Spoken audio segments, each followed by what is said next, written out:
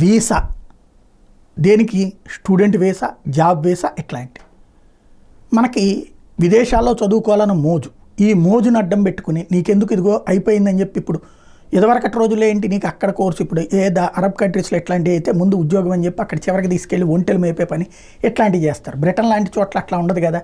కాబట్టి దొంగ వేషాలు మన విదేశీ మోజుని అడ్డం పెట్టుకుని మనం అప్పుల పాలైనా సరే మన బిడ్డలను విదేశాలు పంపిస్తే అక్కడికి వెళ్ళిపోతే కోట్లు సంపాదించేస్తారు వాళ్ళు అన్నటువంటి ఆశ ఏదైతే ఉందో ఆ ఆశని వాడుకుంటున్నటువంటి ఘటన ఒకటి గుంటూరులో బయటపడింది. బట్ పోలీసులు ఏం చేయాలో అర్థం కాని పరిస్థితి. బ్రిటన్కి వీసాలు ఇప్పిస్తామని నిరుద్యోగ యువతను కోట్లలో ముంచేసింది గుంటూరుకు చెందినటువంటి ఒక కన్సల్టెన్సీ కంపెనీ. మోసం విలువ 10 కోట్ల రూపాయలు. వృద్ధులకి సేవ చేయాలనుకునే వాళ్ళకి పలు దేశాల్లో ఉద్యోగావకాశాలు కల్పిస్తామని, అంటే అటెండెంట్ జాబ్స్ అనమాట, ఇది ఇప్పిస్తామని, అందుకు అవసరమైన వీసా ఉద్యోగాలు ఇప్పిస్తామని నమ్మబలికి భారీగా డబ్బులు వసూలు చేశారు. తీరా వాళ్ళు ఇచ్చిన వీసాలు ఉద్యోగ నియామక లేఖలు నకిలీవని తేలడంతో చివరికి ఎంబసీ అధికారులు సుమారు 10 మంది యువకుల మీద 10 ఏళ్ల పాటు వీసా తీసుకోకుండా నిషేధం విధించారు. ఇందులో గుంటూరుకు చెందిన 2 యువకులు ఉన్నారు. తెలుగు రాష్ట్రాల్లో మోసపోయిన వాళ్ళు వందల సంఖ్యలో ఉన్నారు.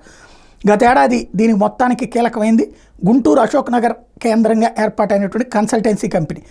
వాళ్ళు ఇచ్చిన వీసాలు, జాబ్ ఆఫర్ లెటర్లు చెల్లవని తెలుసుకుని ఏడాది జూలై నుంచి గుంటూరులో నగరంపాలెం, నల్లపాడు, పట్టాపురం స్టేషన్ పరిధిలో కొందరు యువకులు కంప్లైంట్ చేస్తే పోలీసులు కేసులు పెట్టారు. కానీ ఏం చేయకుండా వదిలేశారు.